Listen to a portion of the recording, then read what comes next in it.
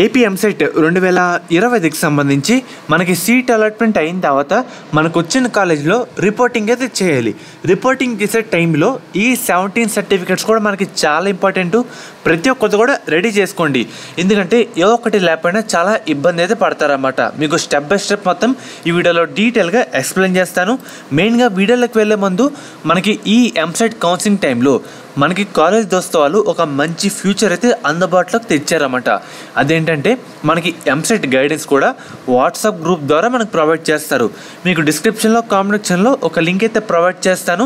దాంట్లో AP EAMCET guidance groups అన్నీ ఉంటాయన్నమాట. గ్రూప్ 3, గ్రూప్ 4, 5, 6 ఇలా ఏదో ఒక గ్రూప్లో జాయిన్ అవ్వండి. ప్రతి దాంట్లో సేమ్ కంటెంట్ అయితే ఉంటుందన్నమాట. దాంట్లో అయితే ఫాలో అవ్వండి. మీకు మంచి ఇంపార్టెంట్ ఇన్ఫర్మేషన్ కూడా వాళ్ళైతే ప్రొవైడ్ చేస్తే అయితే ఉంటారన్నమాట. ఒకసారి మనకి ఇంపార్టెంట్ డాక్యుమెంట్స్ అయితే చెప్తాను. ఇవన్నీ అయితే రెడీ పెట్టేసుకోండి. ఫస్ట్ వచ్చేసరికి మన AP EAMCET seat allotment order అయితే కావాలి. మన వెబ్సైట్ నుంచి డౌన్లోడ్ చేసేందుకు ఓటీపీ ఎంటర్ చేసిన తర్వాత మనకి ఒక ఫార్మేట్ అయితే వస్తుంది కదా, సీట్ అలాట్మెంట్ ఆర్డర్ అండ్ అలాగే పక్కన జాయినింగ్ రిపోర్ట్ అదే సెల్ఫ్ రిపోర్టింగ్ అని. ఫస్ట్ వచ్చేసరికి సీట్ అలాట్మెంట్ ఆర్డర్ అయితే కావాలి.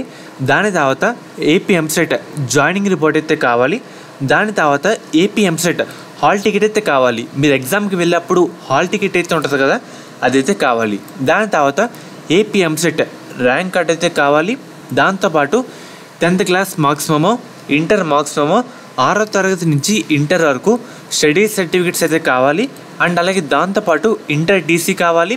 మనకి ఇన్కమ్ సర్టిఫికేట్ మరియు వైట్ రేషన్ కార్డ్, ఈ రెండు మనకి ఫీజు రియంబర్స్మెంట్కి చాలా ఇంపార్టెంట్ అయితే అవుతాయి. కాబట్టి ఈ రెండు కూడా మనకి చాలా ఇంపార్టెంట్.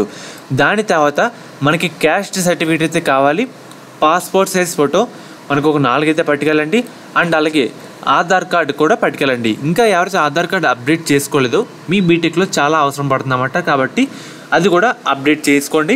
ఎవరైతే ఓసీ విద్యార్థులు ఉన్నారో వాళ్ళసరికి ఈడబ్ల్యూఎస్ సర్టిఫికేట్ అయితే పట్టుకెళ్ళండి అన్నమాట. అండ్ అలాగే ఎవరైతే వేరే స్టేట్ విద్యార్థులు ఉంటారో వాళ్ళసరికి రెసిడెంట్ సర్టిఫికేట్ అండ్ అలాగే లోకల్ స్టాటస్ సర్టిఫికేట్ అయితే పట్టుకెళ్ళండి. ఎవరైతే స్పెషల్ కేటగిరీ విద్యార్థులు ఉంటారో like cap, NCC, sports, guides, games వాళ్ళు ఉంటారో వాళ్ళసరికి ఆ స్పెషల్ కేటగిరీ సర్టిఫికేట్ పట్టుకెళ్ళండి అన్నమాట. మీకు ఒకసారి మళ్ళీ లిస్ట్ అయితే చూపిస్తాను. ఇవన్నీ రెడీ పెట్టుకొని ఈ పట్టుకెళ్తే సరిపోతుంది అన్నమాట. ఇబ్బంది ఏం పడవసరం లేదు.